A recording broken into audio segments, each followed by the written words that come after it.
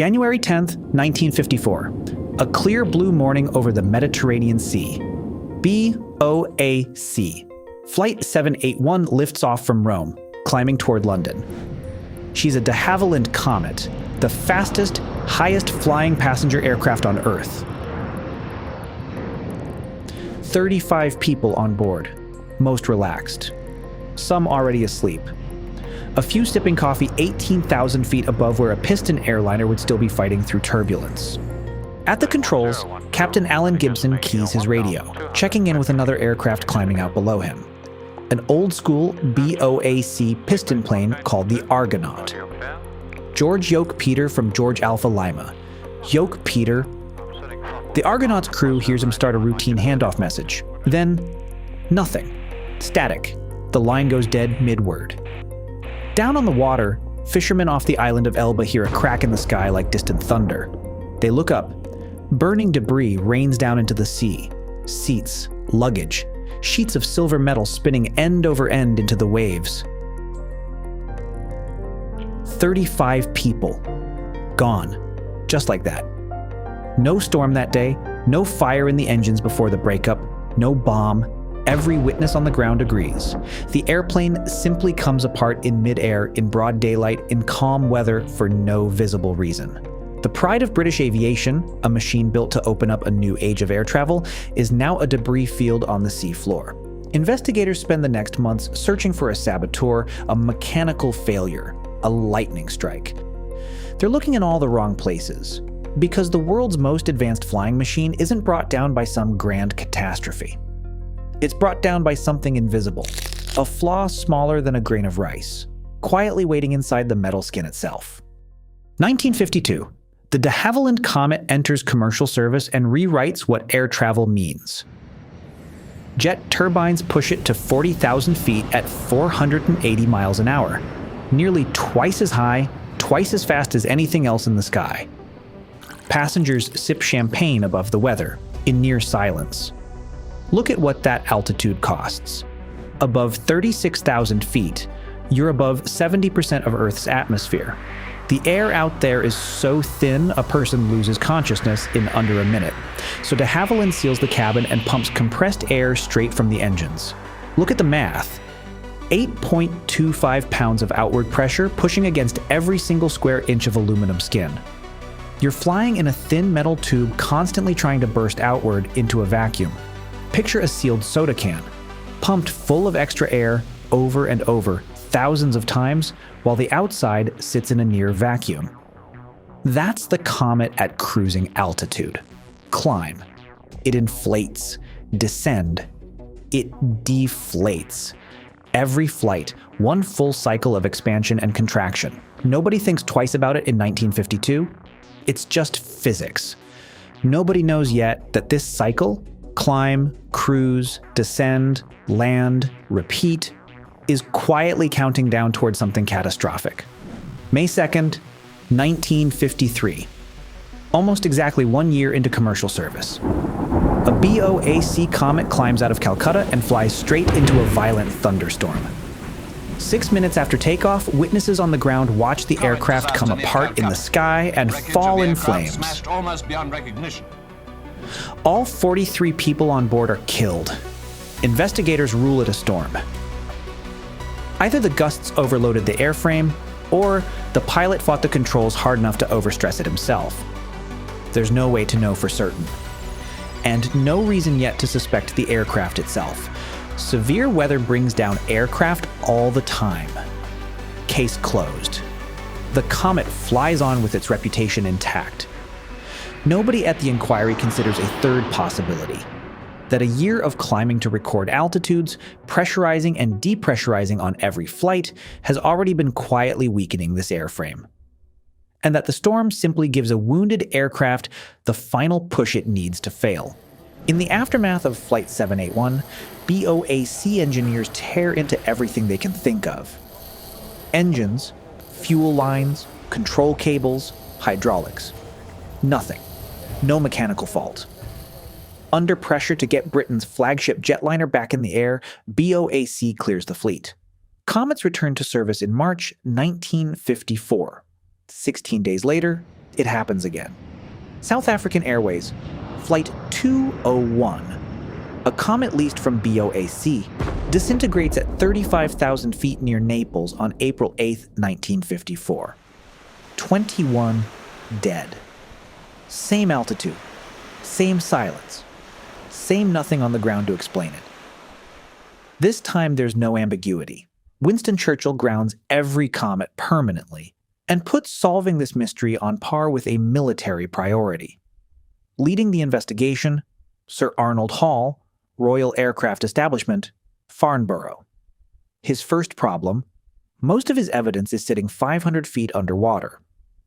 Royal Navy divers spend months dredging wreckage out of the Mediterranean, recovering 70% of the airframe, piece by twisted piece, until engineers have enough of the puzzle laid out on a hangar floor to start hunting for the one part that failed first. Here's the problem with testing a pressurized aircraft for a structural flaw. Pump it full of compressed air until it fails, and it doesn't crack quietly. It explodes. The explosion destroys the very evidence you need. So Hall's team at Farnborough builds something almost absurd in scale: a steel tank. 200,000 gallons of water, big enough to fully submerge an entire Comet fuselage. They lower a complete aircraft, G-ALYU, into the tank, seal it, fill the cabin itself with water under pressure. Water doesn't compress. Water doesn't explode. If the fuselage fails underwater, it simply tears, and the tear stays right there for engineers to examine. Then they start cycling it. Pump water in, simulate the cabin pressurizing at altitude. Release it, simulate descent. Pump it in again. Over and over, reproducing what a comet's skin experiences on every single flight, compressed into minutes instead of hours, thousands of times in a row. De Havilland's own engineers expect this airframe to survive roughly 10,000 of these cycles, the equivalent of 30,000 flight hours, before it ever needs a structural overhaul. It doesn't come close. Look at one specific window. Every window on the Comet, the passenger portals, the smaller roof hatches, shares the same sharp 90-degree corners. But the killer strikes first at a hatch most passengers never even notice: the square window built for the automatic direction finder, a roof-mounted radio antenna. Get a good look at that hatch. Workers punch the rivet holes into the 1mm aluminum skin instead of drilling them, a manufacturing shortcut that leaves microscopic hairline fissures around every hole, invisible to inspection, baked in before the aircraft ever leaves the factory. On its own, that flaw might not matter. What makes it lethal is where it sits. Stress inside sheet metal acts like water flowing down a river channel. Give it a smooth curve, like an oval window, and the force glides right around it. Now put a square corner in its path. There's no curve. The force is jammed into a sharp 90-degree turn, piling up at 3 times its normal intensity right at that corner. Now put a punched, fissured rivet hole exactly inside that high-stress corner on an aircraft that flexes in and out on every flight. Notice the pattern. Bend a paperclip once, nothing happens.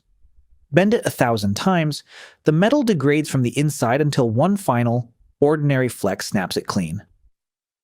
That's cyclic metal fatigue. It's been ticking inside every Comet in the fleet since the day it left the factory. At cycle number 3057, a fraction of the 10,000 flights de Havilland promised, the Farnborough fuselage fails. An 8-foot tear rips open along the skin. Origin point: the corner of the ADF window's rivet hole. Engineers pull the metal apart, inspect the origin point under magnification. There it is. A fatigue crack that began as a punched hole fissure invisible to any pre-flight inspection, growing a fraction of a millimeter with every pressurization cycle the aircraft ever flew, until it reaches a critical length of only a few millimeters. That's all it takes. Now run the clock forward to what that crack actually does. January 10th, 1954. 35,000 feet over the island of Elba. Flight 781's airframe has flown 1,290 times. 1,290 full cycles of inflation and deflation, climb and descend, each one shaving a fraction of a millimeter off the strength of that one hairline crack at the corner of the ADF window. On this ordinary Sunday, At this ordinary cruising altitude, the crack reaches critical length, just 2 millimeters. At 0 milliseconds, the atomic bonds holding the aluminum together at that corner simply give out. At 5 milliseconds, the crack doesn't spread. It detonates outward, racing along the window frame line at roughly 2,000 feet per second, faster than a rifle bullet leaving the barrel. At 20 milliseconds, 8.25 pounds per square inch of cabin air blasts through the opening. The pressure drop is so sudden, so total, the warm, humid cabin air flash freezes into a blinding wall of white fog. At 100 milliseconds, 1/10 of a second, the same 1/10 of a second Captain Gibson still has his hand on the radio switch. The escaping air acts like a demolition charge inside the cabin. The roof section tears clean off the fuselage. The airframe slams out of balance. The tail snaps downward. The rear fuselage breaks apart.